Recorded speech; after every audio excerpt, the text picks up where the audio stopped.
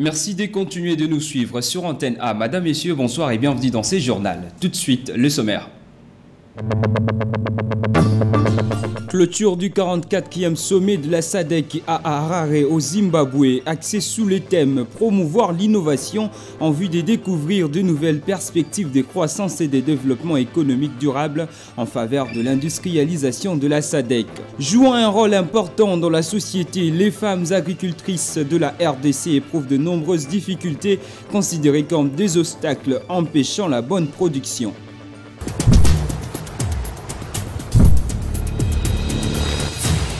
Une fois de plus, bienvenue dans ce journal. Dans ce journal, nous aurons Avicenne Ndiku. Avec lui, nous allons parler du handball. Il sera notre invité du journal. D'abord, ça s'est ouvert le samedi 17 août 2024, le 44e sommet de la SADC, axé sous les thèmes promouvoir l'innovation en vue de nouvelles perspectives de croissance et de développement économique durable de l'industrialisation de la SADC. Le président de la République démocratique du Congo, Félix Tshisekedi, était bien présent et était accompagné de quelques membres du gouvernement, entre autres la ministre d'État en charge des Affaires étrangères, le ministre des ressources hydrauliques et de l'électricité, pour ne citer que cela. Par la même occasion, la SADC a réitéré son appui militaire à la République démocratique du Congo quant à la guerre de l'Est. Suivez.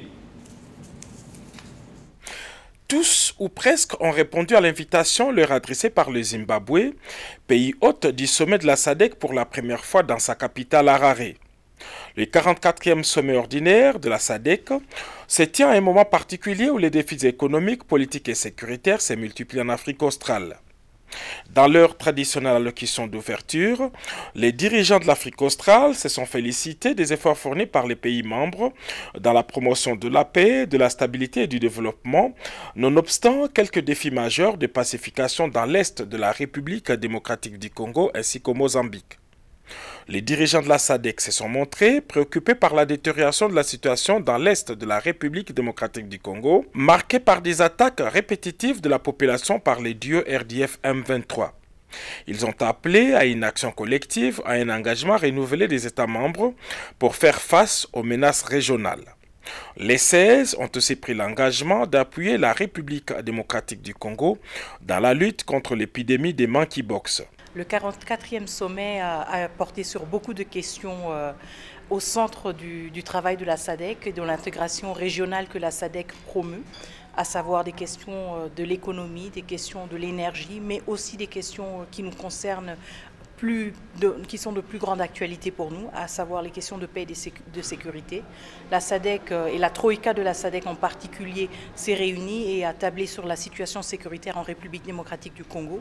Nous pouvons retenir l'engagement continu de la SADC par rapport à la SAMI-DRC, la présence de cette mission de la SADC en République démocratique du Congo, plus précisément au Nord Kivu, et aussi en particulier la présence de militaires de la SADC, à savoir de l'Afrique du Sud, du Malawi et de la République unie de la Tanzanie. Je pense qu'il est important de noter que la SADC a réitéré son appui politique, diplomatique et militaire à la République démocratique du Congo face à la crise actuelle. Un autre point qui a été évoqué, c'est l'épidémie qui a été récemment décrétée comme une urgence sanitaire publique de la maladie Mpox.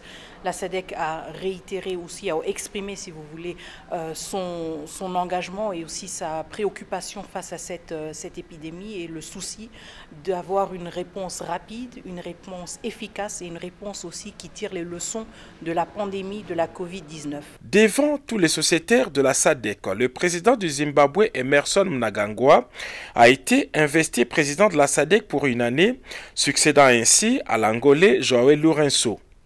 Après avoir porté la voix de la RDC à ces sommets et présenté la situation sécuritaire devant ses pairs, le chef de l'État, Félix-Antoine Tshisekedi Tshilombo, a repris son vol pour Kinshasa.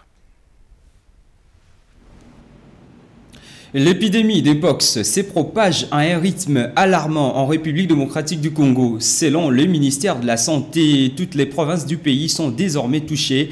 L'Organisation mondiale de la santé, l'OMS, a indiqué depuis le mercredi dernier que la recrudescence des cas, non seulement en RDC, mais aussi à un nombre croissant de pays d'Afrique, constituait une urgence de santé publique de portée internationale. Mais qu'est-ce qu'il faut retenir de cette variole des singes? La réponse dans ces récits. Appelée monkeypox, variole des singes en français, la pox est une maladie causée par les virus de la variole simienne. Les symptômes courants comprennent des éruptions cutanées, des lésions et des douleurs. La plupart des patients se rétablissent en l'espace d'un mois, mais la maladie peut être mortelle. Les traitements qui aident à gérer les symptômes et à éviter les complications ne sont disponibles que dans certains pays. Se propageant par des contacts étroits entre individus ou avec des animaux infectés, l'Mpox est endémique en Afrique centrale et de l'Ouest depuis les années 1970. Mais elle a connu une propagation rapide dans le monde entre 2022 et 2023 avec des dizaines de milliers de cas liés à la variante ouest-africaine recensée dans plus de 110 pays. En République démocratique du Congo, le nombre de cas a triplé en 2023 avec plus de 14 600 cas suspects notifiés et 654 décès. En 2024, la situation s'est encore aggravée. Depuis janvier, le pays a enregistré 15 664 cas potentiels et 548 morts, selon le dernier rapport du ministère de la Santé congolais publié le 15 août dernier. À titre de comparaison, l'Organisation mondiale de la santé, l'OMS, estime que l'Mpox a coûté la vie à 89 personnes dans le monde en 2022. Et en politique, on parle de Marcel Moussousou-Brom, autorité morale de l'UDPS Tshisekedi interfédérale Léopoldville, qui s'est réunie avec les membres de cette fédération Léopoldville pour interpeller les usurpateurs et fausseurs qui se déclarent autorité morale de l'UDPS, tel que vous pouvez le voir dans les images. Et Marcel Moussousou a, au cours d'une communication, interdit formellement toute personne qui se substitue en autorité morale de l'UDPS interfédérale Léopoldville, à savoir la province de Kinshasa, Kwango, Kwilu et de Maindombe, car ces pouvoirs lui a été légués par le président du parti Étienne Tshisekedi Wamulumba, de heureuse mémoire, le jour des obsèques du dernier fondateur de l'espace Léopoldville, Nkwedi Lucilo Bernard. Il rappelle aussi à maintes fois qu'il a suivi plusieurs fois les déclarations fantaisistes et mensongères de Madame Gisèle Mboissiam, de se nommer autorité morale de l'UDPS Tshisekedi inter Léopoldville et du Grand Bandundu. Le patriarche Moussousou lance cependant une mise en garde sévère à cette dernière, secrétaire général adjointe honoraire de l'équipe de Kabouya, pour tentative d'usurper le pouvoir de l'autorité morale historique, tout en relevant que Gisèle Mboissiam est arrivée au parti à la veille de la prise du pouvoir et n'avait pas connu le période de clandestinité vécue par le patriarche de ces partis. Moussousou a en outre précisé qu'il n'a jamais recommandé ou mandaté Mboissiam Gisèle à l'exécutif du parti pour soutenir la médiocrité et violer les textes réglementaires du parti. Les détails, vous les aurez dans nos prochaines éditions. En attendant, on parle dans ce journal du marché de l'emploi en République démocratique du Congo qui devient de plus en plus inaccessible aux jeunes.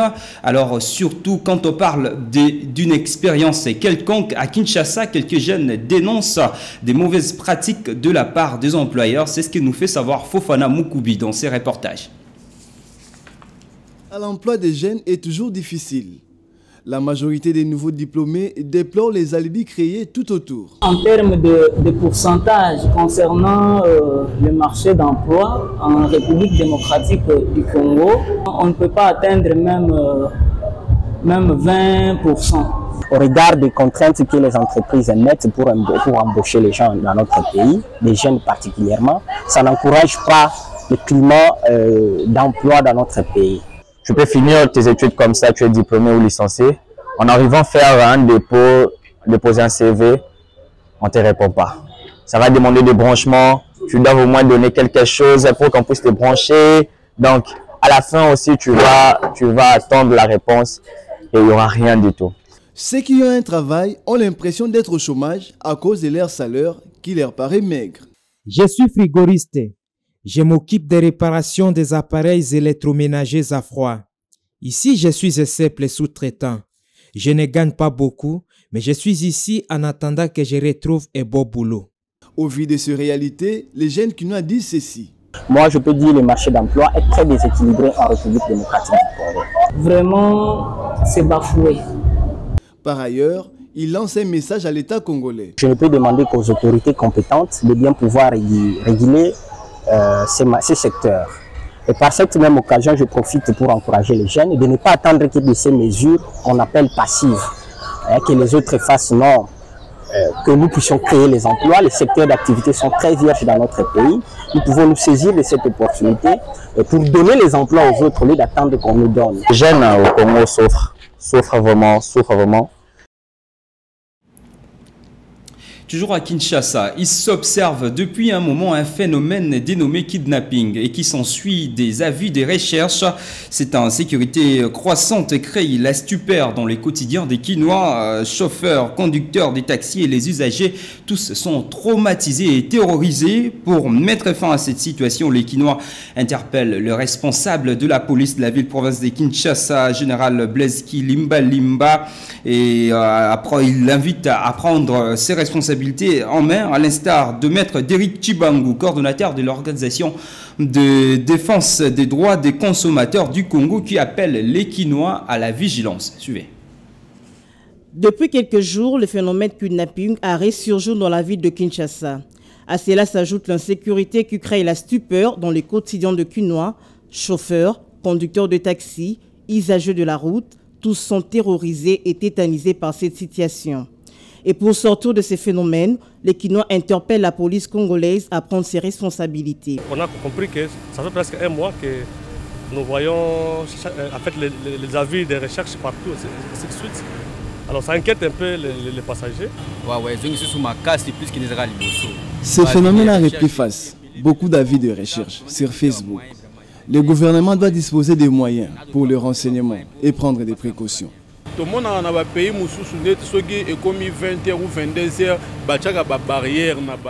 On voit d'autres pays mettre des barrières pour inspecter les véhicules. Au Congo, cela n'existe pas. Je n'ai jamais vu ça.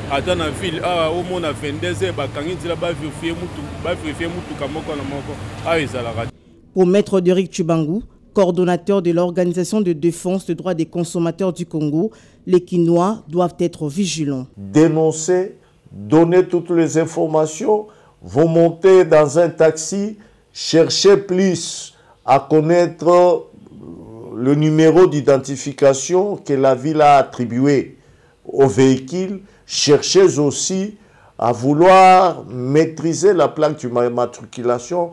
Faites un effort lorsque vous entrez, prenez même une photo. Signalons par ailleurs que cette situation préoccupe au plus haut niveau les autorités du pays. C'est le cas avec la première ministre Judith Suminwa qui a tenu une réunion de crise conjointement avec les gouverneurs de la ville de Kinshasa pour tenter de trouver des pistes de solutions. Réagissant à ces sujets, le porte-parole du gouvernement, Patrick Mouyaya, a indiqué le vendredi dernier que les différentes annonces de ces cas d'enlèvement dans la ville sont montées de toutes pièces dans le but de discréditer le gouvernement de la République. Dans un autre chapitre, même s'ils vivent dans un Congo à problème caractérisé notamment par l'insécurité, l'insalubrité, les non-accès à l'électricité, les jeunes adolescents vivant dans le milieu périphérique de la ville-province de Kinshasa restent optimistes quant à l'avenir du pays, surtout leur devenir. Suivez ces reportages de Fofana Moukoubi. La cherté de la vie exacerbe, la souffrance intenable, les horizons du futur deviennent de plus en plus opaques. Mais les jeunes adolescents, malgré tout, n'arrêtent pas de rêver. Je rêve d'être pédiatre parce que j'aime trop les bébés. Je rêve de devenir avocat. Une fois que je deviendrai avocat, je souhaiterais plaider la cause des gens qui ont subi l'injustice en Gaba, à Kinshasa et partout je serai. Moi, mon rêve est de devenir un ingénieur électricien pour résoudre d'autres problèmes qui se trouvent dans notre pays. Le problème de l'électricité, par exemple, dans d'autres villages de notre pays, il n'y a pas d'électricité.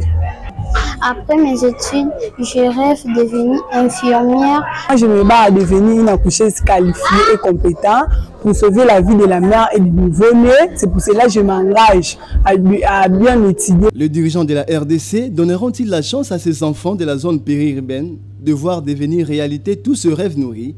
Au fond, leur cœur ne demande rien de plus que la cessation des détournements de fonds pouvant amener des changements visant à la bonne affectation des moyens dans les secteurs prometteurs pour les jeunes. Parlons dans ce journal de l'agriculture qui est un travail pénible exercé par des hommes mais aussi des femmes. En République démocratique du Congo, on note des nombreuses difficultés que rencontrent ces femmes dans ces domaines. C'est ce que je vous laisse découvrir dans ces dossiers que vous propose Naomi Nyungé. Quand de l'agriculture chérisse et travaille avec amour pour que la population reçoive en retour de la nourriture. Les femmes agricoles rencontrent de nombreuses difficultés. Certaines parmi elles sont non seulement à labourer leurs champs, mais aussi à la transformation de leurs produits agricoles, estime Madame Sissoko. La société Kiana œuvre dans la plantation et aussi dans la transformation. Il y a des femmes qui cultivent dans des champs, elles cultivent des thés. Et après, on transforme ces thés pour enfin produire les différents types de thés. Il y a plusieurs difficultés, surtout en tant que femme. Vous savez, lorsqu'une femme se lance dans plusieurs domaines, la société attend beaucoup plus d'elle. Pour que la femme émerge, elle est obligée de donner 2 fois plus que l'homme. Parce que quand c'est l'homme qui travaille, quand c'est l'homme qui se lance dans l'entrepreneuriat, on normalise cela. Que cela réussisse ou que cela échoue. Tandis que quand c'est une femme, il faut donner plus. Cultiver et transformer la terre, c'est bien, mais avant tout, les femmes doivent être coachées, d'après Madame Meta. La plupart ont besoin de financement et beaucoup moins s'intéressent à la formation. Et pourtant, c'est l'un des défis des entrepreneurs pour pouvoir exceller, pour pouvoir se développer et peut-être pour pouvoir aussi se challenger à ceux qui ont émergé. C'est aussi d'être formé, d'avoir une formation d'entrepreneur et savoir comment développer son business. Les femmes agricoles font face à plusieurs défis. On a d'abord le problème de semences de base. Nous avons fait notre société sémencière dont nous travaillons, nous faisons la semence et nous vendons. Nous avons le problème lié à la terre. Les femmes n'ont pas droit à la terre au Congo. C'est difficile à une femme d'avoir la terre, surtout quand elle n'a pas d'argent. Et surtout que les femmes ont été discriminées en matière de la terre. Parce qu'apparemment, nos coutumes nous ont montré que les femmes n'ont pas droit à la terre, seulement les hommes. Et là, alors, quand les hommes savent qu'ils gèrent la terre, la femme n'a pas de droit. Peut-être peu de femmes peuvent avoir accès aux terres, mais pas vraiment beaucoup. On n'a pas les possibilités de faire sortir les produits qu'on a travaillés. Il en est des mêmes pour les femmes vendeuses de légumes qui expriment leur mécontentement. Avant, les prix étaient abordables. Maintenant, avec l'inflation du prix du dollar, tout s'est compliqué. De la culture jusqu'au marché, c'est un travail de toute une équipe qui n'est pas prise en compte alors qu'il demande de l'attention de plus d'une personne. C'est une plante c'est une plante potagère de la famille de crucifères et qui sert d'aliment. Le chou est l'une des nourritures les plus consommées en République démocratique du Congo. C'est aussi une marchandise importante dans plusieurs marchés à Kinshasa par exemple. Les détails dans ces reportages. En vitamines K et B6, en fibres et du manganèse et calcium, le chou est actuellement parmi les légumes les plus prisés de ménages quinois. Beaucoup de gens préfèrent les consommer avec le feuille de manioc, dont de fait pour assaisonner le buffet.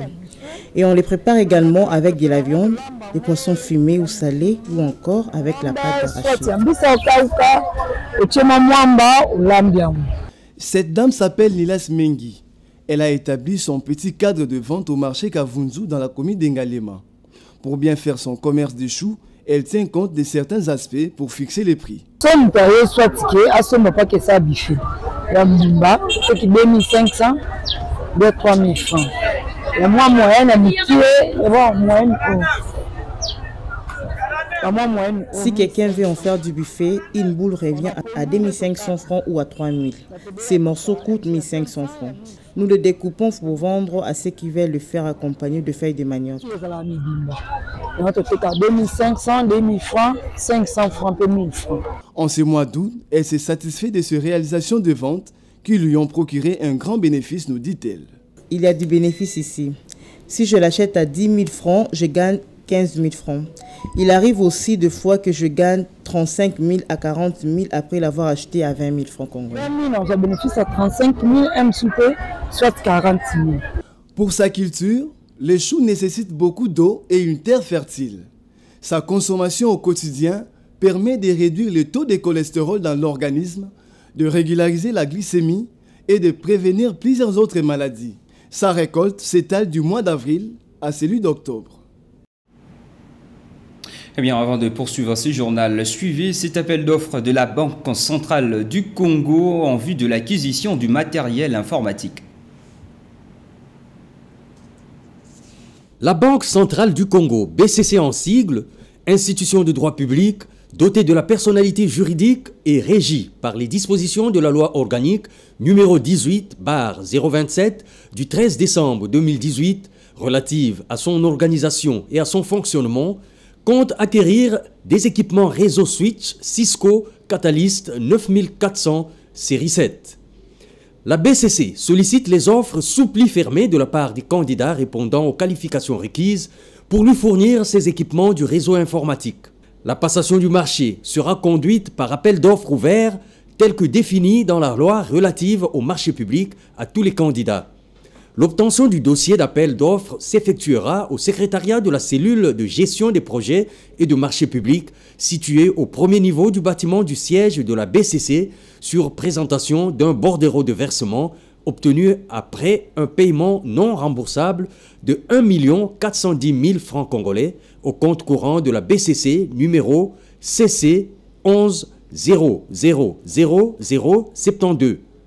Les exigences en matière de qualification sont: le candidat doit fournir les états financiers certifiés pour les 3 dernières années, 2022, 2021, 2020. Le candidat doit prouver, documentation à l'appui, contrat, bon de commande, bon de livraison, etc., la référence d'au moins un marché similaire exécuté. Le candidat doit fournir l'autorisation du fabricant pour fournir ce matériel. Les offres devront être soumises à l'adresse ci-dessous au plus tard le 17 septembre 2024 à 11h30, heure de Kinshasa. Les offres remises en retard ne seront pas acceptées. Les offres seront ouvertes en présence des représentants des candidats présents à l'adresse ci-dessous le 17 septembre 2024 à 12h30, heure de Kinshasa. Chaque offre doit comprendre une garantie d'offre sous forme de garantie bancaire d'un montant de 10 millions de francs congolais et devra demeurer valide pendant une durée de 120 jours à compter de la date limite de dépôt des offres. L'adresse ci-dessous est Banque centrale du Congo, cellule de gestion des projets et des marchés publics, numéro 563, boulevard Colonel Tchachi, boîte postale 2697, Kinshasa-Gombe. En République du Congo, selon la note ministérielle, les assemblées générales des fédérations sportives nationales auront lieu du 9 au 29 septembre prochain. À cet effet, plusieurs candidats s'activent et se prononcent déjà pour les échéances à venir. Au handball, Avicenne Ndikou, président du département Brazzaville, a annoncé sa candidature pour les élections du président de la fédération. Il est notre invité du journal. Bonsoir Avicenne Ndikou, merci d'être avec nous. Quelles ont été vos motivations pour l'annonce de votre candidature à ces postes? Je pense que cette question ne devrait pas surprendre les gens. Nous sommes natifs du handball et nous avons grandi dans ce handball. Nous avons pratiqué ce sport tant pas affectueux. Et aujourd'hui, avec tout ce que nous avons appris par ce sport, il est très important que nous aussi apportons notre pierre à l'édifice pour l'intérêt du handball en général, quoi, et celui de l'État. Voilà, donc la motivation, c'est apporter ce que nous sommes censés faire là dans cette sauce pour promouvoir la pratique du sport, de ce sport, sur toute l'étendue nationale. Voilà. Alors, quel changement ou quelle différence attendez-vous apporter au handball par rapport au président sortant? Non, déjà qu'il n'y a pas de différence entre la présidence actuelle et celle qui viendra. C'est le sport qui gagne. Au moment où nous sommes aujourd'hui, c'est vrai que nous avons fait acte de candidature, mais tous nous sommes dans nos états-majors. Et vous savez que dans les états-majors, les secrets, on ne les dévoile pas. Mais ce qui est sûr, c'est que il faut d'abord le préciser que nous, on a pris les rênes du handball de Brazzaville pendant la crise à coronavirus, c'est-à-dire que le handball était dans un état comateux. Ouais, donc nous avons commencé un travail. Après 2 mandats, les résultats, c'est vous qui savez. Et donc aujourd'hui, nous avons vraiment l'intention d'impulser ce qu'on sait faire sur toute l'étendue nationale. Voilà. Quelles promesses faites-vous aux Férus du handball et quels sont les défis à relever? Pas promettre, parce que les promesses ne sont pas souvent bonnes, mais nous, on promet à mener notre engagement, notre dévouement pour un intérêt national, puisque nous avons dit que nous sommes les candidats de la reformulation et de la restructuration.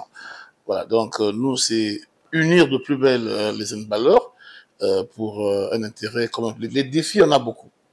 Hein, c'est vraiment pas ici que je viendrai vous étaler tout ce que nous avons à faire, tout ce que nous avons à faire. En plus, comme j'aime le dire, le handball est un sport collectif. Et donc, c'est pas un problème de Avicenne Ndiko que je suis, ou de mon aîné très affectueux Yann Aïssa. Non, c'est un problème du handball. Il faut que nous pensions handball. Il faut que nous respirons handball. Le moi, il est très haïssable, mais moi, j'ai pratiqué le handball, je suis né là-dedans. Donc, je connais un peu comment est-ce que les athlètes peuvent souffrir. Donc, je n'en dis pas plus. Il n'y a pas de promesse à faire. Mais rassurez-vous, comme nous l'avons souvent dit, au niveau de la Ligue, que trop de paroles tuent l'action. Donc, nous, c'est vraiment beaucoup plus l'action. Et nous faisons avec vous et ensemble pour l'intérêt du pays. Voilà. Avicenne Ndiko, merci d'avoir accepté de répondre à nos questions. Je rappelle que vous êtes candidat à la prochaine élection de la Fédération de handball au Congo-Brazzaville. Voilà, c'est par ici que s'achève ces journaux. Avant de s'équitter, le rappel des principaux titres. Clôture du 44e sommet de la SADC à Harare au Zimbabwe, axé sous le thème « Promouvoir l'innovation en vue de découvrir de nouvelles perspectives de croissance et de développement économique durable en faveur de l'industrialisation de la SADC ». Jouant un rôle important dans la société, les femmes agricultrices de la RDC éprouvent de nombreuses difficultés considérées comme des obstacles empêchant la bonne production.